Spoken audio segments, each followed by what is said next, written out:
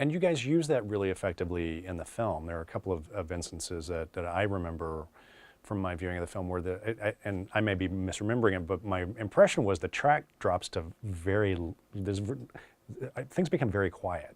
And then this screaming starts in a very specific point, then it just gets louder and louder and louder, and it just, the anxiety level starts to build for you. Yeah, yeah. It was a long, interesting, quite fascinating process to come up with that sound and to have it evolve from the kind of this beginning distant howl that slowly becomes a scream that slowly just becomes this ear-piercing, almost animalistic. Yeah. You So know. without asking you to give away the secret sauce, how did you create the sound?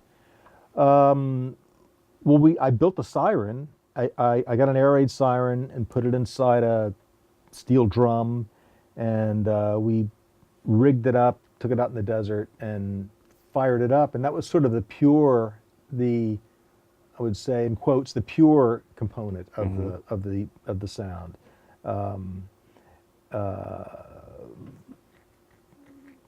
And it probably was not far from what they originally sounded like, because they were simply air raid sirens, right. And mounted onto the plane. Right. Yeah. I think the Stukas had enormous dive brakes too that opened up when they dove to regulate the speed of fall.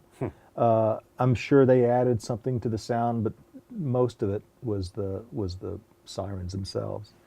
And then we just started experimenting with how to amp that up and how to make that more less literal and more it just had to say terror, Right.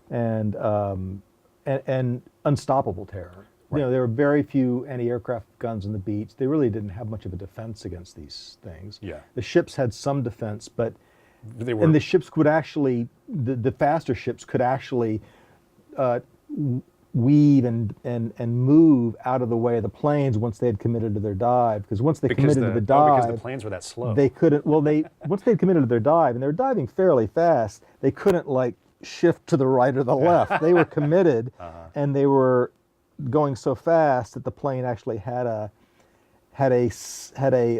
self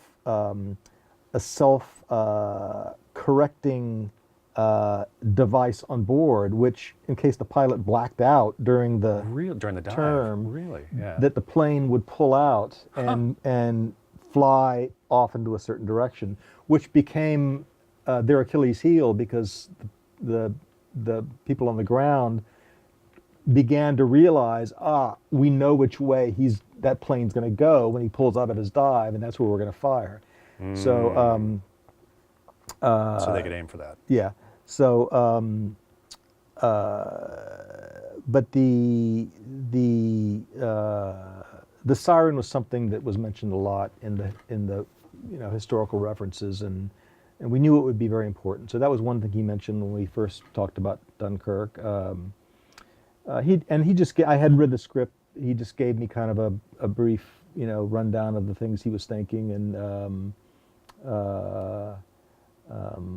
of course, a lot of that we moved on from later. It was a constant evolution, and I don't think I think Chris's genius is that he never stops searching and looking. Right. It's not a fixed. The script is not a fixed version of what the film's going to be. It's a blueprint which He's exploring. which one deviates from as one learns the film, Yeah. and as the film is being discovered, and Yeah.